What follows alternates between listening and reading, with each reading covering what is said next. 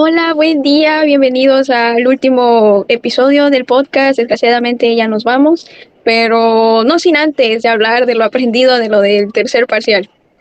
Como de nuestros primeros temas vamos a hablar del Estado, la economía y la globalización. Más adelante vamos a hablar de otras cosas. Primero que nada, seguramente han escuchado frases como el gobierno subió los impuestos o la economía está mal o por culpa de la globalización pasan cosas jodidas.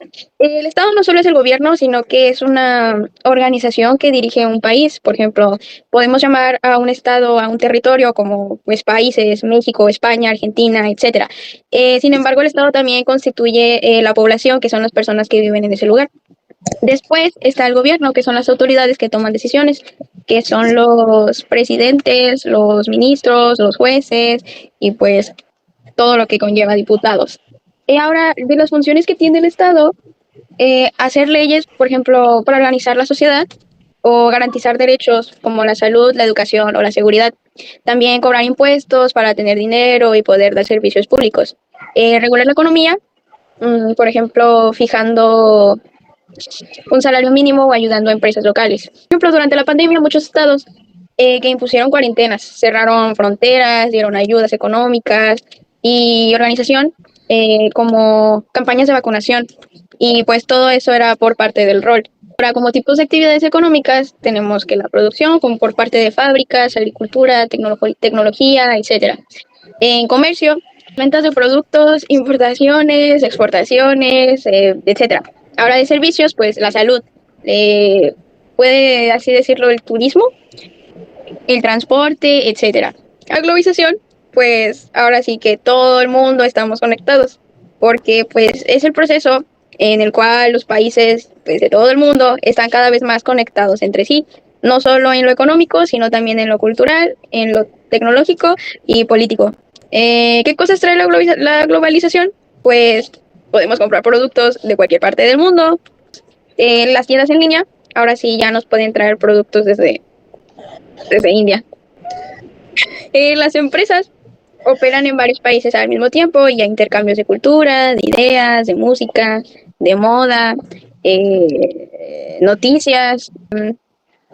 ¿Cómo podemos relacionar estos tres temas? Es que el Estado debe adaptarse al mundo globalizado, la economía se ve afectada por decisiones de otros países, por la tecnología y por lo que pasa en el mundo. Ahí la globalización hace que las reglas cambien todo el tiempo. Como ejemplo, tenemos como China baja el precio del acero, las empresas que lo fabrican en otros países tienen que competir con eso. O sea, el Estado puede intervenir subiendo aranceles, impuestos de importación o pues para proteger su industria local. Otro ejemplo puede ser que cuando el dólar sube, porque muchas economías se ven afectadas porque compran cosas en dólares. Ahí el Estado tiene que decidir si interviene para frenar la inflación o no. Pero pues bueno, lo de la inflación ya es el otro tema que vamos a hablar ahí. Procedemos con los ciclos económicos y qué es la coyuntura económica. La coyuntura económica pues es lo importante que sucede en un país. Va de acuerdo a cosas que le pasan, por ejemplo, inflación, la subida del dólar, guerras o conflictos internos de un país, lo que da origen si sube la economía de un país o baja. Los económicos o ciclos, mejor dicho, son un proceso como una rueda aleatoria en el que se va generando un ciclo o periodo de recesión o periodos de expansión. Este fenómeno es conocido eventualmente como ciclos comerciales o fluctuaciones clínicas. Los económicos se pueden dividir en las siguientes fases, que la recuperación se explica como el ciclo económico en el que la economía se expande o crece ligeramente, lo que da, por ejemplo, lo que es la subida del dólar, lo que puede beneficiar a algunos y para algunas otras cosas no. Lo que sabemos es que no le beneficia al gobierno, pero bueno, la expansión, que es donde hay mayor crecimiento económico en un país y eso hace que su economía esté bien y que su moneda también lo esté. Tenemos el auge, que es la fase del crecimiento económico donde se empieza a mostrar señales de agotamiento. Esto pasa cuando un país queda endeudado, entonces, por ejemplo, si entre más imprimen, por decir aquí, mo- billetes, se va inflando el billete y no va perdiendo su valor completamente porque es dinero que no tiene el país. Tenemos la recesión, que es la actividad económica, donde se reduce, donde se reduce todo esto y el consumo de bienes disminuye a través de la inversión de productos y bienes y servicios, lo que provoca a su vez la decisión de trabajadores, que no haya empleo, que aumente el desempleo, que haya tasas de pobreza también, y lo que venimos siendo que es la fase final, que es la depresión, que cuando se encuentra en una fase donde una recesión continua, donde mayormente hay tiempo y que no hay una mejora. Este tema es muy debatido porque es una historia que hasta el día de hoy se sigue pasando. Podemos saberlo como México, que en vez de que nuestros gobiernos dicen que va a mejorar y todo, nos siguen endeudando y por algo es que no hemos mejorado nuestra economía. Y eso es lo que tenemos que saber, que es lo más importante de lo que son los ciclos económicos y la coyuntura económica. Es la teoría neoclásica, que principalmente para que sea realmente un tema mucho más sencillo de entender, prácticamente se trata sobre el dinero. Como anteriormente mis compañeros lo comentaron entre Gizzy y Melanie, tomaron realmente un tema muy importante que es lo que prácticamente se trata, que es sobre la inflación del dinero. Principalmente primero trata más que nada de la teoría sobre el dinero, socialmente, de cómo pues obviamente esto surge con la economía y todo esto, que todo esto nos ayuda a comprar cosas, etcétera, adquirirlas. Como se dice, es que principalmente trata más que nada, se enfoca mucho en la inflación. Principalmente lo vemos mucho más en nuestra actualidad, que como más que nada, cada año principalmente sabemos que los precios realmente aumentan y aumentan mucho. También aparte de que se sube también el dinero, se supondría que también realmente le suben su salario mínimo. Cuestión de que realmente su salario mínimo realmente no es como que suba demasiado, siempre ha sido muy poco y siempre ha sido un tema de muy hablar o muy de debate de por qué razón siempre le suben tanto los precios y por qué el salario mínimo realmente no lo suben tanto para adquirir las cosas diariamente que compramos o que adquirimos. Entonces realmente se ha dado mucho de que, más que nada un ejemplo, el kilo de tortillas está a 28. Yo me acuerdo que el kilo de tortillas estaba a 10 pesos cuando iba a la primaria. ¿Cómo que 28 pesos? El galón de agua, casi 35 pesos. Mucho ojo, las escuelas realmente le suben mucho el precio literalmente a las cosas, más que nada, por las papas medio se los paso porque sé que las papas realmente ahorita no están tan baratas, pero se refleja mucho también lo de realmente, ¿cómo se dice? La inflación en las cosas. Yo sé que también eso por parte lo hace por ganar ganancia y demás, pero que no se pasen. O sea, una cosa es que pasen en que suban las cosas en todo el país, otra cosa que le suban el precio realmente a un solo lugar establecido, no manches. Y realmente también una empresa que por esa razón se va a cada lugar también por lo mismo, porque algunos que pues, aprovechan realmente aparte de que sube mucho los precios, se entiende que también tengan que hacerlo para ganar ganancia.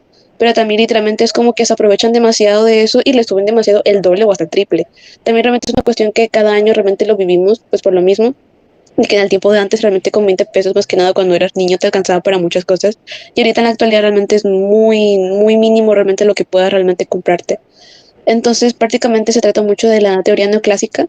Para darle más que nada resumido, no meterme mucho al tema filosófico y demás entre muchos personajes, porque también eso se tuvo que ver entre muchas personas que lo reconocieron y demás. Principalmente que cada año transcurre, suben mucho los precios. Realmente a veces por esa razón de los pequeños negocios que hay tienen que subirles demasiado por la cuestión de que tienen que ganarle ganancia, porque también es un problema de que ahora que puedas crear tu propio negocio, tienes que tú también sacarle ganancia, tienes que principalmente sabes que no es como de que nada fácil que, bueno, tipo de que realmente no es nada fácil de que ahorita mismo en la actualidad le puedas sacar la ganancia que le sacabas antes, tienes que realmente subirle mucho más el precio de tu producto y pues bueno, realmente también se ve mucho más la calidad en la fruta, más que nada, el kilo aguacate. Literalmente, si tienes un árbol de aguacate ya eres rico. Ya está. Más que nada, esto es más que nada la teoría neoclásica que trata mucho sobre la inflación del dinero. Por mi parte, eso es todo. Cuentas nacionales puede que suene algo muy, muy grande, pero en sí es un gran resumen de, ¿cómo se llama?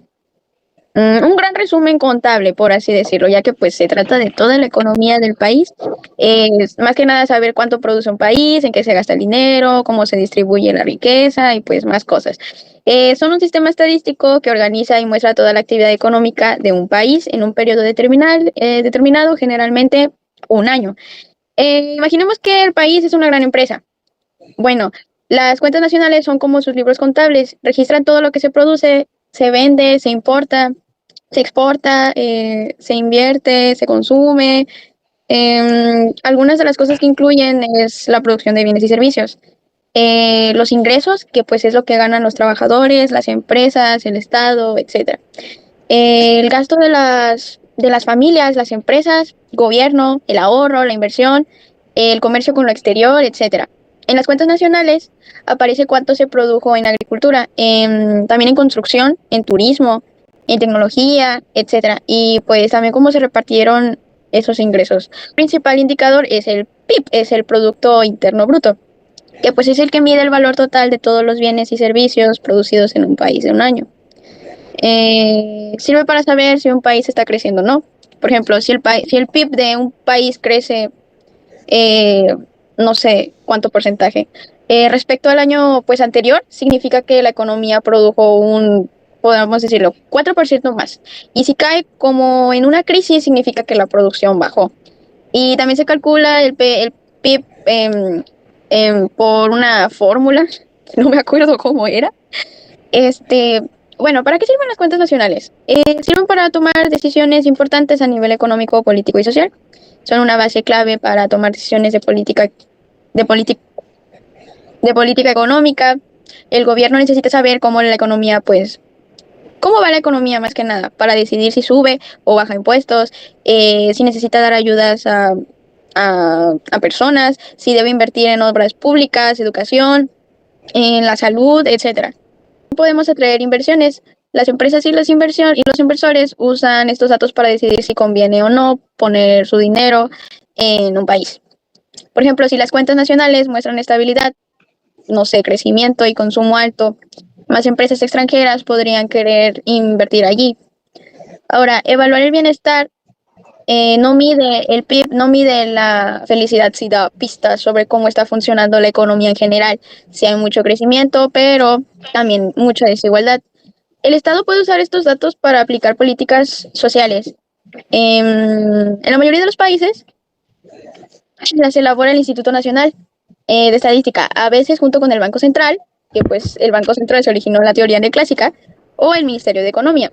O sea, nos ayudan a entender cómo va la economía del país y pues qué rumbo tomar para mejorarla. Compañera Jaycee, las cuentas nacionales básicamente lo que se mide las ganancias de un país, cómo va la economía, y eso se mide cada final de año. Y cada final de año se define si sube el peso, si baja el peso, o si tenemos que pagar más por el transporte o por la luz. Bueno, el proceso de construcción de las cuentas involucra ciertos procesos y sobre todo la presentación en la información económica de un país. Este proceso se basa en el sistema de las cuentas nacionales, CSN, que es el sistema de cuentas nacionales. Eso son 4, y la primera es la recopilación de los datos. Aquí se recopilan los datos económicos diversos de las fuentes, como encuestas, registros administrativos y estadísticas de empresas y hogares del país. Por ejemplo, aquí en México, aquí luego vienen a personas aquí preguntar de cuántas familias hay, cuántos integrantes hay, cuánto ganan y todo eso. El proceso de clasificación. Estos datos procesan para asegurar su calidad y clasificar según las normas del CSN, que son las cuentas nacionales. Incluyen clasificaciones de actividades económicas, tipos de bienes y servicios y sobre todo sectores institucionales. 3, que es la elaboración de las cuentas. Aquí se elaboran las cuentas nacionales, que son las cuentas nacionales, se registran los flujos económicos y diferentes sectores de un estado económico, como la producción, el consumo, la inversión, el ahorro, el ingreso y el financiamiento. 4, por último, la presentación y análisis. Estas cuentas nacionales se presentan de forma de cuadros o tablas. Se analizan para obtener indicadores macroeconómicos de un país, como el Producto Interno Bruto, que es el PIB, el ingreso nacional y el ahorro. Como resumen, todo esto, el proceso de cuentas nacionales implica la recopilación, el procesamiento de datos y la presentación económica de un país. Esto te permite obtener indicadores macroeconómicos y la ayuda para la toma de decisiones si es que se debe hacer algo en caso de que haya un caso de recesión económica en un país. Yo hablaré del tema de la inflación. La inflación, bueno, todos sabemos más o menos lo que es la inflación, la verdad. lo hemos visto, lo hemos vivido y todo eso, la verdad. La inflación, en términos más, ¿cómo se diría? Términos cortos, pues, en palabras cortas, la inflación es el aumento sostenido y generalizado que la economía ha pasado durante mucho tiempo, periodo determinado. Eso significa que el dinero que tenías antes, te, ahorita ya lo que comprabas antes con ese dinero, ya ahorita ya no te alcanza ni para comprarte la mitad del que te comprabas antes. O sea, tu paleta, tus papitas y todo eso. Antes con 5 o 10 pesos te alcanzaba ya para comprarte demasiadas cosas. Y ahorita ni siquiera te alcanza ni para un chicle con 3 pesos, la verdad. O sea, ni para un chicle ahí en la tiendilla, en la cafeta o algo así, ¿verdad? Eso de total inflación, lo que te costaba antes, el precio que te costaba antes muchas cosas ya no te alcanza para casi nada, para pocos productos, servicios o bienes, la verdad. Esto podría pasar, o algunas causas de la inflación podría ser por aumento de costos de producción, que significa que si los costos de los insumos de bienes y servicios aumentan, también con ellos los precios. También podría ser la demanda de los bienes y servicios que supera la oferta, los precios sí tienden a subir y todo eso. Si la inflación también no aumentara o no iría para arriba, los precios bajarían. Eso estaría bien, pero también existiría lo que se conoce como deflación, perdón, que esta puede realizarse, no, ralentizar el consumo y el crecimiento económico, y eso nos dañaría económicamente a nosotros, la verdad. Eso, no hay mucho no hay muchas cosas que hablar de la inflación porque pues es un tema así extenso, pero al final de cuentas terminas hablando de lo mismo, porque pues en sí son puros precios que suben y bajan a determinado tiempo y no hay como un punto clave, solo simplemente pues el dinero sube a corto plazo, algo a largo plazo y todo eso. La inflación es la pérdida del valor de una moneda nacional contra otra. Es decir, si antes un dólar costaba 10 pesos, ahorita el dólar está en 20 pesos. Y bueno, eso afecta mucho en nuestra economía dentro, ya que los productos extranjeros cuestan el doble o aumenta el precio y bueno, la gente que bueno, precisamente compra productos externos, pues ya no les alcanza porque pues ya no tienen ese dinero. Y bueno, la devaluación es la que causa la inflación en los países. Fue el equipo 3 y hablamos sobre los temas. Muchas gracias por su atención a este último podcast del sexto B de Recursos Humanos. Agradecemos la atención prestada y pues mucha suerte a todos, que sigan bien, sanitos y que cumplan todas sus metas y éxitos. Los queremos mucho y muchas gracias. Ay, Adiós. Dios. Renegade, renegade, renegade. Make America great again.